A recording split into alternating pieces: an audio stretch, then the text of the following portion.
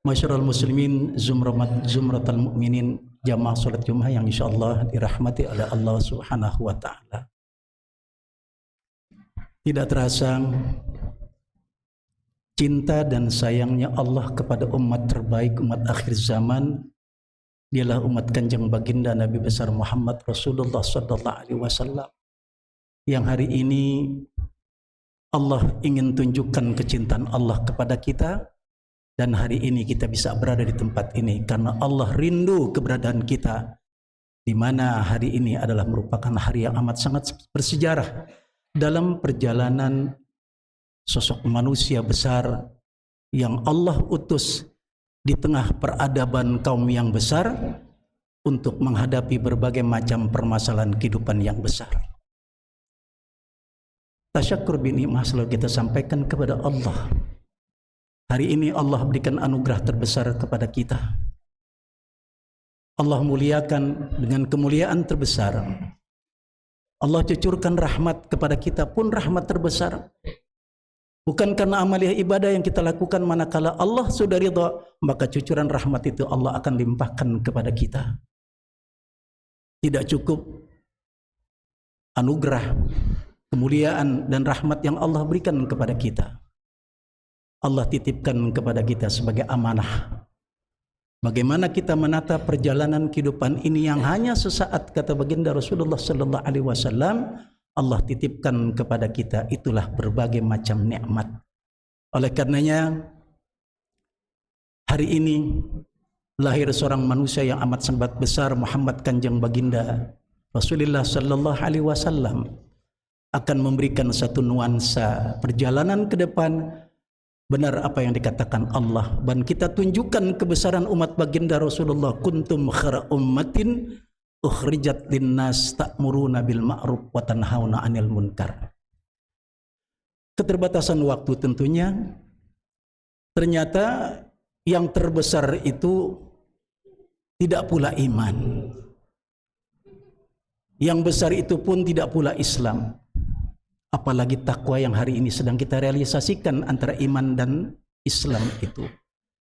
Ternyata yang terbesar itu adalah lahirnya Kanjeng Baginda Nabi besar Muhammad Rasulullah sallallahu alaihi wasallam, yang dijadikan dan diletakkan bagi kita sebagai seorang pemimpin untuk bisa memberikan pertanggungjawaban dan bimbingan dunia dan akhirat di hadapan Allah karena kecintaan kepada kita. Beliaulah yang amat sangat besar bagi kita. Oleh karenanya, yuk Jumat kali ini berikan yang terbaik diri kita kepada Allah. Lan tanalul birra hatta tunfiqun mimma tuhibbun. Tidaklah sekali-kali Allah akan berikan yang terbaik sebelum berikan yang terbaik diri kita kepada Allah. Lakukan Jumat kali ini dengan berbagai macam kemampuan kedekatan kita kepada Allah untuk selalu menjadikan Jumat ini Sayyidul Ayam, rajanya dua hari Id dan rajanya hari tempat kita bermunajah kepada Allah dan melakukan akhlakul karimah mulia. Masyarul muslimin sumratal mu'minin rahimakumullah. Tentunya salawat beserta salam kita sanjungkan, kita sampaikan, kita panjatkan kepada Allah Subhanahu wa taala. Semoga salawat salam kita tercurah kepadanya, keluarganya, para sahabatnya pada masa di mana manusia dikumpulkan oleh Allah di mahsyarna nanti. Kitalah satu kelompok umat beliau yang pantas untuk mendapatkan syafaatul uzma dari Kanjeng Baginda Nabi besar Muhammad Rasulullah sallallahu alaihi wasallam. Masyaallah muslimin sumratal mu'minin rahimakumullah. 312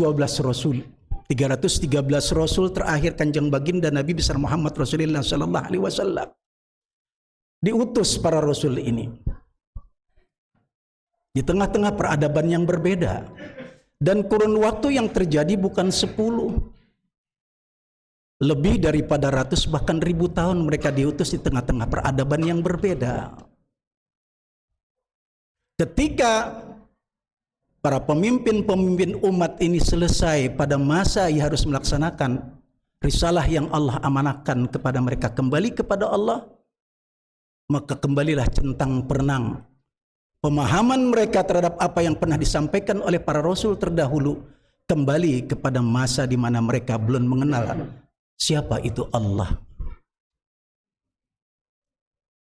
Utilkal ayam nudawiduha bainan nas, Allah putar roda kehidupan manusia sampai pada akhirnya Kanjeng baginda Nabi besar Muhammad Rasulullah sallallahu alaihi wasallam 600 tahun sebelum kelahiran beliau, Nabi Allah Isa alaihi salam pernah menyampaikan di tengah-tengah peradaban kaumnya di kala itu, akan datang satu zaman dilahirkan seorang manusia biasa luar biasa yang bernamakan Ahmad atau Muhammad. Saudara, 600 tahun sebelum kanjeng baginda Nabi besar Muhammad Rasulullah sallallahu alaihi wasallam, namanya sudah diabadikan, saudara, dengan status tertinggi dari sekian banyak para rasul-rasul terdahulu. Bahkan saudara, rasul-rasul terdahulu berdoa kepada Allah agar mereka bisa menjadi umat baginda Nabi besar Muhammad Rasulullah sallallahu alaihi wasallam. Kita bersyukur kepada Allah bahwa kita menjadi umat akhir zaman, menjadi umat yang terbaik dan menjadi umat beliau. Lalu saudara,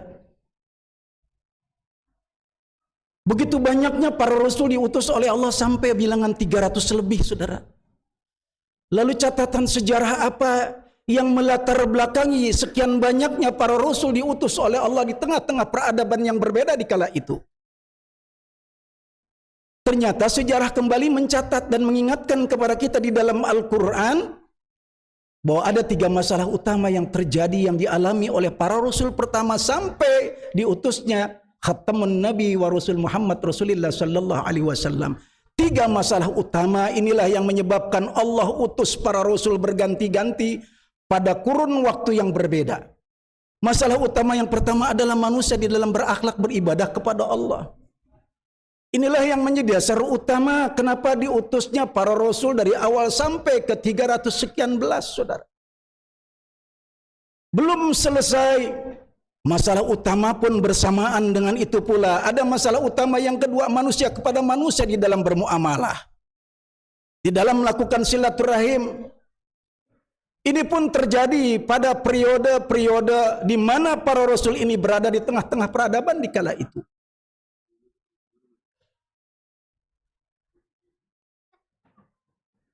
Selesai? Belum. Ternyata ada 3 masalah utama. Masalah utama yang ketiga adalah masalah utama manusia terhadap hukum-hukum dan aturan-aturan Allah di dalam rangka menata perjalanan kehidupan mereka. Ketika manusia dilahirkan oleh Allah, diciptakan oleh Allah, diutus ke dunia ini, Allah katakan, wa idh qala rabbuka lil malaika inni khaliqun bashar, kata Allah. Aku akan utus, aku akan jadikan khalifah di atas permukaan bumi ini. Yang para ahli mufassir menafsirkan bahwa khalifah di sini adalah bukan saja mereka yang menjunjung tinggi harkat martabat Al-Quran.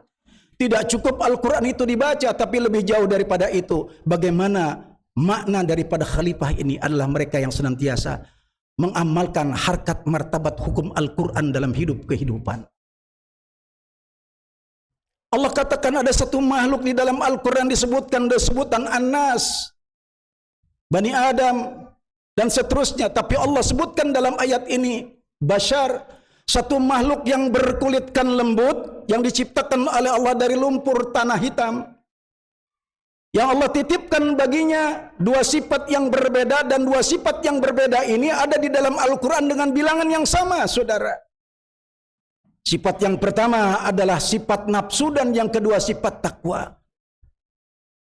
Allah katakan walanabluwannakum bisyai'in minal khawfi wal ju' wa nafsin wa amwali wal anfus was samarat wa basiris sabirin. Berangkat dari ayat ini kita punya harapan kepada Allah. Entah berapa banyak harapan kita kepada Allah sepanjang perjalanan hidup kita hari ini. Banyak keperluan yang kita butuhkan, saudara. Banyak kebutuhan yang sudah kita sampaikan kepada Allah. Ketika beranjak pada keinginan, kecintaan dunia kita akan berubah, saudara. Yuhibbuna dunya wa yansawunal akhirah. Cinta kita kepada dunia melupakan kecintaan kita kepada akhirat. Belum selesai ketika 4 hal ini, harapan, keinginan, keperluan dan kebutuhan ini pun terjadi. Maka yuhibbunal mal wa yansawunal hisab, mereka mengejar apa yang ada di dunia ini tanpa harus berpikir halal haram. Mereka menghitung apa yang dia dapatkan, tapi mereka tidak pernah menghitung apa yang akan mereka bawa di hadapan Allah Subhanahu wa taala. Allah ingin melihat sepanjang perjalanan umat manusia yang Allah utus, yang dibekali dengan iman dan takwa, nafsu, Kemudian Allah ingin mewujudkan, kalau Allah uji dengan waladabluwanakum bisyai'in minal dan seterusnya, maka Allah ingin membuktikan mana yang dikedepankan, sifat nafsu atau sifat takwa dalam perjalanan kehidupan. Saudara, sepanjang perjalanan sejarah berganti dari satu peradaban ke peradaban lainnya, sampai akhirnya dialah Sayyidul Anbiya wa Rasul, Khatamun Nabi wa Rasul Muhammad Rasulullah sallallahu alaihi wasallam Allah utus. Kalau para rasul terdahulu memiliki akhlakul karimah mulia, baginda Rasul dilegalisasikan di dalam Al-Quran. Laqad kana lakum fi Rasulillah uswatun hasanah.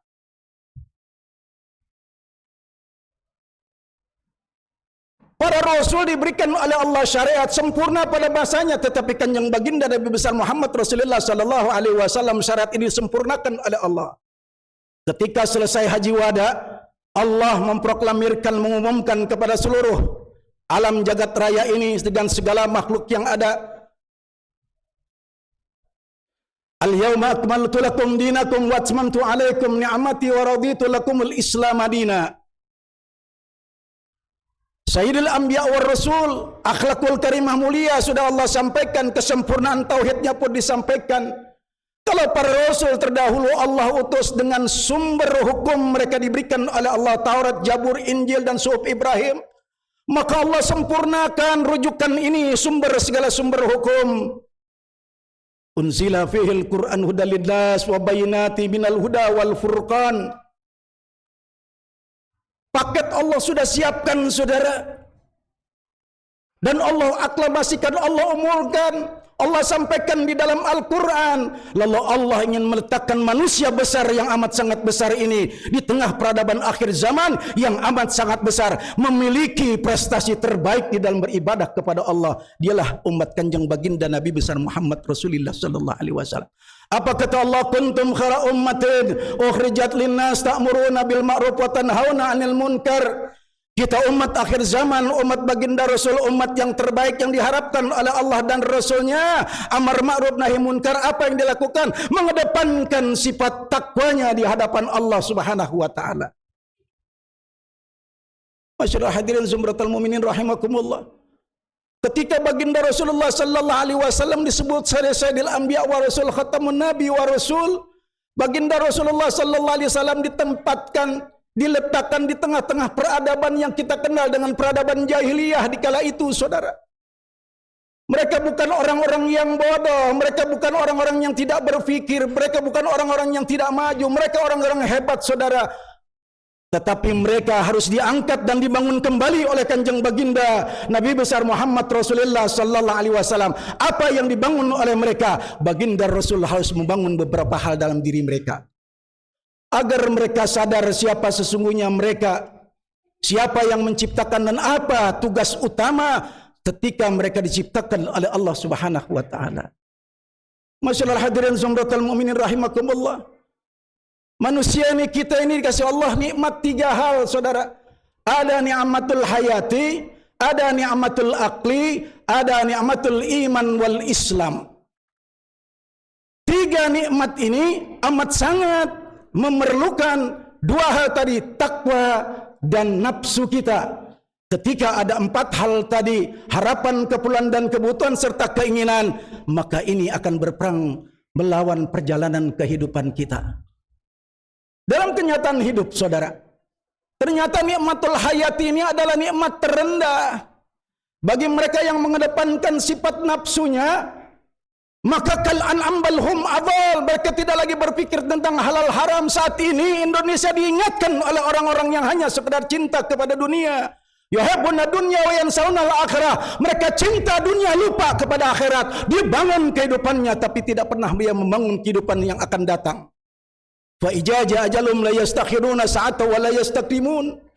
Dia bunga istana dengan berbagai harga, puluh bahkan ratus miliar, tetapi mereka tidak pernah mau membangun keimanan mereka di hadapan Allah dengan takwanya, saudara. Gaya hidup manusia sekarang ini digambarkan oleh baginda Rasulullah sallallahu alaihi wasallam. Ketika mereka mendapatkan pangkat, jabatan dan kedudukan, ada akal pikiran dan ilmu yang diberikan. Maka baginda Rasulullah sallallahu alaihi wasallam mengatakan bahwa nikmatul akli ini adalah nikmat tertinggi setelah nikmatul hayati. Tapi dalam perjalanan kehidupan baginda Rasul mengingatkan, Allah pun mengingatkan, banyak orang-orang yang lupa setelah mendapatkan apa yang inginkan karena kecintaannya kepada dunia. Harapan dipenuhi oleh Allah, kebutuhan diberikan oleh Allah, keperluan pun demikian. Tapi ketika mereka merambat kepada keinginan, Allah ingatkan, la talbisul haqqa bil batil.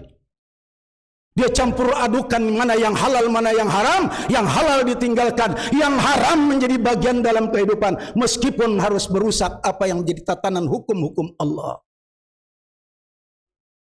Masyarul hadirin zumratul mu'minin rahimakumullah. Ada ni'matul akli, maka berbagilah dengan akal. Man arada dunya fa'alaihi bi'ilmi, menginginkan dunia harus dengan ilmu. Wa man arada al-akhirah dengan ilmu. Wa man arada huma fa'alaihi bi'ilmi, ingin kedua-duanya harus dengan ilmu. Artinya begitu hebatnya Allah ciptakan akal pikiran kita, saudara. 200 miliar yang ada di dalam diri kita, sel otak di dalam diri kita. Berbagai macam disiplin ilmu Allah tanamkan dalam pikiran kita. Ilmu itu direkam oleh Allah dengan otak sebelah kiri. Semua aktivitas anggota pada otak sebelah kanan. Keseimbangan tubuh manusia yang begitu indah sebagai makhluk yang begitu hebat. Laqad khalaqnal insana fi ahsani taqwim. Maka Rasul dan Allah mengingatkan, man arafa nafsah faqad arafa rabbah, kenal diri maka dia akan kenal kepada Allah. Bagi mereka siapa merenung tentang keimanan dan kesempurnaan yang Allah titipkan dan berikan dalam penciptaannya kepada mereka. Allahu Akbar, subhanallah, saudara. Ada nikmatul akli, diajak untuk berpikir. Tetapi di sisi lain ada ilmu agama.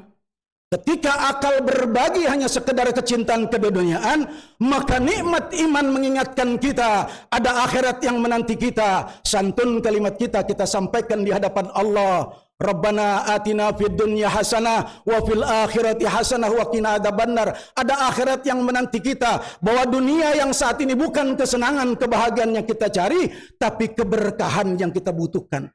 Bukan banyak sedikitnya materi yang kita perlukan dan kita butuhkan, tetapi bagaimana kita bisa membangun kehidupan kita di akhirat sebentar, saudara. Seindah apapun rumah kita, ana baitut turab, kita akan masuk ke satu tempat bahwa rumah itu terbuat dari tanah. Ana baitu zulma, kalau hari ini sebentar dalam waktu singkat lampu ini mati, saudara. Hari ini kata kita masih bisa memandang satu dengan yang lainnya. Sebentar saat kita akan tinggal di satu tempat yang namanya tanah, kemudian di dalamnya lebih gelap dari saat ini, saudara. Iman mengingatkan kita. Bagaimana baginda Rasul terbentuk akhlakul karimah karena sholatnya. Baginda Rasulullah sallallahu alaihi wasallam terbentuk akhlaknya karena Al-Quran. Ketika kita kembali di hadapan Allah Subhanahu wa taala, masuk ke alam kubur, maka Al-Quran dan sholat ini akan memberikan satu keselamatan kepada kita. Ternyata baginda Rasul mengingatkan tentang nikmat ini, saudara. Rasul harus membangun perasaan orang-orang jahiliyah di kala itu, dibangun oleh baginda Rasulullah sallallahu alaihi wasallam dengan apa? Metode sensitivitas, mengangkat rasa mereka bahwa manusia diciptakan oleh Allah begitu sempurna. Diajak mereka berpikir, merenung, ketika mereka diajak untuk melihat berbagai macam hewan yang diciptakan oleh Allah. Ambil studi bandingan kepada mereka bagaimana gaya hidupnya, gaya makannya dan sebagainya. Rasa mereka terbangun, oh ternyata kami manusia lebih mulia daripada binatang. Dibangun sensitivitas rasa mereka oleh baginda Rasulullah sallallahu alaihi wasallam. Terbangun rasa mereka, maka akal pikiran ilmu yang mereka miliki dibangun kembali oleh baginda Rasul. Kalau mereka sudah sadar mereka diciptakan oleh Allah sempurna, diajak oleh baginda Rasulullah sallallahu alaihi wasallam, man arafa nafsa faqad arafa rabbah, kenal diri maka dia akan kenal kepada Allah. Laqad khalaqnal insana fi ahsani taqwim. Dibangun, saudara, dengan metode akal, saudara. Metode intelektualitas. Begitu hebatnya mata kita yang hari ini saling menatap, 126 juta saraf mata kita, saudara. Dengan bentuk yang berbeda. ada yang berbentuk corong, ada yang berbentuk batang, dua-duanya berfungsi beda. Kemudian telinga kita, kemudian mata kita ada retina, ada lensa mata, ada bola mata, ada tekanan bola mata, ada air mata dan seterusnya. Diciptakan lagi otak kita. Allahu Akbar, subhanallah, afala taqilun, afala tashkurun, afala tadabbarun. Kalau disebut dengan bilangan, bukan rasa yang dibangun oleh baginda Rasul, tapi yang dibangun adalah ilmu yang ada dalam akal fikiran. Ini yang dibangun oleh baginda Rasul terhadap orang-orang jahiliyah. Hari ini kita lagi bangun banyak manusia-manusia yang jahiliyah modern saat ini, saudara. Yang mereka rasanya sudah hilang tentang makhluk yang disempurnakan oleh Allah. Perilaku manusia ini yang diamanahkan oleh sekian banyak manusia menjadi orang-orang yang hina dibangun oleh baginda Rasul. Setelah dibangun oleh baginda Rasul, metode intelektual dibangun kembali oleh baginda Rasul. Engkau sudah sadar bahwa dirimu diciptakan begitu sempurna. Engkau sadar organ, anggota semua diciptakan oleh Allah begitu hebat. Maka Rasulullah Sallallahu Alaihi Wasallam yang terakhir membangun satu metode apa? Metode sensitivitas, sesuatu yang tidak kelihatan pada. Hari ini saya bicara di masa depan sound system ini sejauh mana mata memandang. Karena ada setrum. Setrum itu tidak nampak. Tapi ketika setrum itu nempel di sound system ini akan terdengar. Ketika nempel berada pada lampu, maka lampu itu akan menyala. Ketika pada TV itu akan bergambar. Setrum tidak kelihatan. Tapi ketika fungsi setrum ini ditempel kepada alat elektronik lainnya, maka ini akan kelihatan fungsinya. Iman tidak kelihatan, maka iman akan kelihatan bagaimana takwa kita kepada Allah, salat kita kepada Allah, ngaji kita kepada Allah lewat Al-Quran kita, akhlakul karimah kita. Akhlakul karimah kita kepada Allah, akhlakul karimah kita kepada manusia, akhlakul karimah kita tentang hukum. Ini yang dibangun, saudara. Hari ini peristiwa sejarah menjadi pelajaran bagi kita. Kalau di zaman Rasul pernah ada manusia-manusia yang berada pada zaman jahiliyah pada saat itu. Hari ini pun dengan apa yang disampaikan oleh baginda Rasulullah Sallallahu Alaihi Wasallam mengingatkan kita begitu banyaknya saat ini manusia-manusia yang masih berpikir dengan konsep jahiliyah modern. Insyaallah mudah-mudahan apa yang disampaikan dengan kelahiran baginda Nabi Muhammad Rasulullah Sallallahu Alaihi Wasallam akan memberikan kepada kita kembali menjadi umat yang benar-benar dekat kepada beliau. A'udzubillahi minasyaitonirrajim. Bismillahirrahmanirrahim.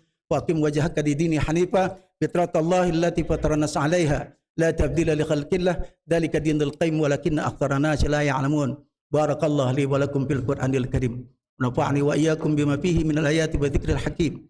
Wa taqabbal minni wa minkum tilawatahu innahu huwal ghafurur rahim.